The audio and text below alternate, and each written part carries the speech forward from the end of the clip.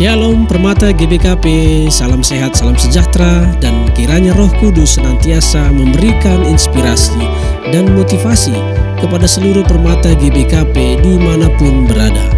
Pada kesempatan ini kami akan membacakan buku bimbingan PA Permata GBKP periode 31 Juli sampai 6 Agustus 2022 pada halaman 100 hingga halaman 102. Penulis bimbingan Permata minggu ini adalah Pendeta Yunus Bangun MTH, Sekretaris Umum Modramen GBKP. Persembahan persepuluhan. Nas bacaan diambil dari Maleakhi 3 ayat 6 sampai 12. Kami bacakan firman Tuhan untuk kita demikian. Pembayaran persembahan persepuluhan menyenangkan hati Allah. Bahwasanya aku, Tuhan, tidak berubah dan kamu, Bani Yakub, tidak akan lenyap. Sejak zaman nenek moyangmu, kamu telah menyimpang dari ketetapanku dan tidak memeliharanya. Kembalilah kepadaku, maka aku akan kembali kepadamu, firman Tuhan semesta alam. Tetapi kamu berkata, dengan cara bagaimana kami harus kembali? Bolehkah manusia menipu Allah? Namun kamu menipu aku. Tetapi kamu berkata, dengan cara bagaimanakah kami menipu engkau? Mengenai persembahan persepuluhan dan persembahan khusus. Kamu telah kena kutuk, tetapi kamu masih menipu aku. Ya, kamu seluruh bangsa. Bawalah seluruh persembahan persepuluhan itu ke dalam rumah perbendaharaan, supaya ada persediaan makanan di rumahku, dan ujilah aku, firman Tuhan semesta alam. Apakah aku tidak membukakan bagimu tingkap-tingkap langit dan mencurahkan berkat kepadamu sampai berkelimpahan? Aku akan menghardik bagimu belalang pelahap, supaya jangan dihabisinya hasil tanahmu, dan supaya jangan pohon anggur di padang tidak berbuah bagimu, firman Tuhan semesta alam. Maka segala bangsa akan menyebut kamu berbahagia, sebab kamu ini akan menjadi negeri kesukaan, firman Tuhan semesta alam. Tema PA Permata pada minggu ini adalah memberi persepuluhan. Tujuan ada dua, agar Permata GBKP yang pertama mengerti apa arti persepuluhan berdasarkan nas, dan yang kedua agar Permata GBKP memberi persembahan persepuluhan. Metode kesaksian.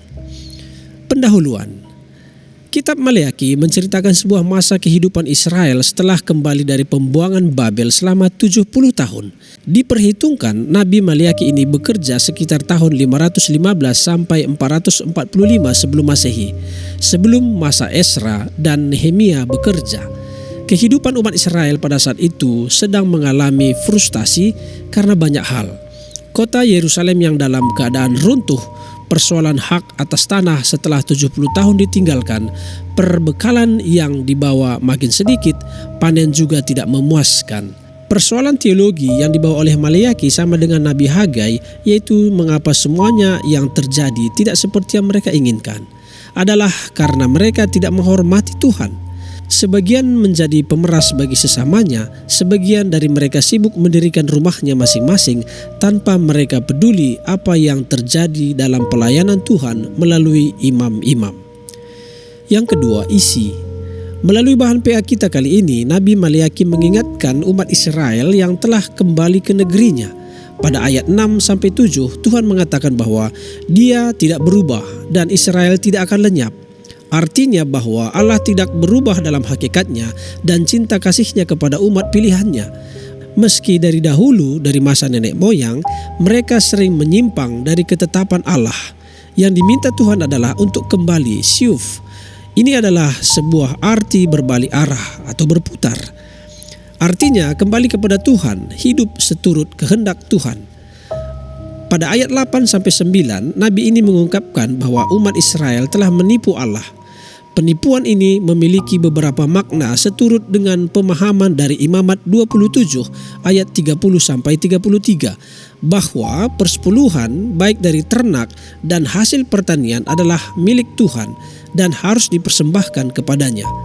Hal ini yang tidak dilakukan oleh umat Israel pada saat itu, dan untuk itu Nabi Maleakhi menyampaikan kebenaran ini kepada mereka. Dalam ayat 10, umat Israel diberi perintah untuk mempersembahkan persepuluhan ke rumah Tuhan. Sesungguhnya ini adalah salah satu kewajiban mereka kepada Tuhan. karena ada beberapa hal. Yang pertama adalah untuk menjalin relasi dengan Tuhan dan menyenangkan hati Tuhan. Maleakhi 3 ayat 3-4. Melalui persembahan ini ada ketaatan, pengorbanan umat Israel sebagai tanggung jawab umat yang dipilih. Yang berikutnya adalah bahwa persepuluhan didorong oleh hati akan tanggung jawab kepada seluruh pelayanan bait suci, baik para imam, suku Lewi, dan seluruh pelayan yang dilibatkan. Dalam pembagian tanah di Kanaan, maka suku Lewi yang bekerja di bait suci tidak mendapat tanah, tetapi mereka hidup dari persepuluhan umat Israel yang lain. Juga persepuluhan itu untuk biaya pelayanan yang lain, termasuk untuk orang asing, anak yatim, dan janda-janda. Ulangan 14 ayat 28-29. Ayat 11-12 adalah janji Tuhan bagi yang melakukan perintah ini. Dalam Ulangan 28 jelas mereka telah diajar akan kutuk dan berkat.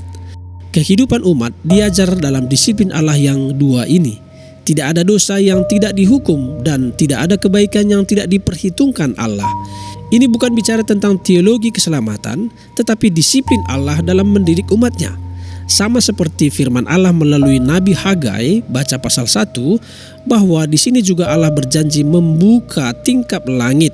Ini merupakan curah hujan yang cukup. Pada saat itu, pertanian Israel sangat tergantung terhadap curah hujan. Menghardik belalang, ini adalah hama yang ditakuti pada masa itu. Sekarang konteks di Tanah Karo adalah hama cit-cit. Artinya hujan diberi, hama dihalau Tuhan. Ini adalah gambaran berkat yang mudah dipahami oleh umat Israel.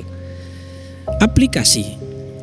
Kita memahami persepuluhan dalam konteks keseluruhan Alkitab, baik Perjanjian Lama dan Perjanjian Baru.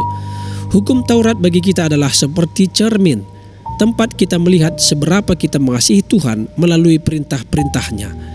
Dalam konteks kita pada saat ini, bukan hanya 1/10, tetapi kita diajar melalui Roma 12 ayat 1-2 bahwa seluruh hidup kita adalah persembahan bagi Tuhan.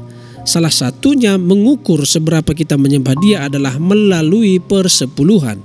Artinya, tidak melulu angka matematis saja, tetapi didorong oleh angka cinta kasih kita kepada Tuhan.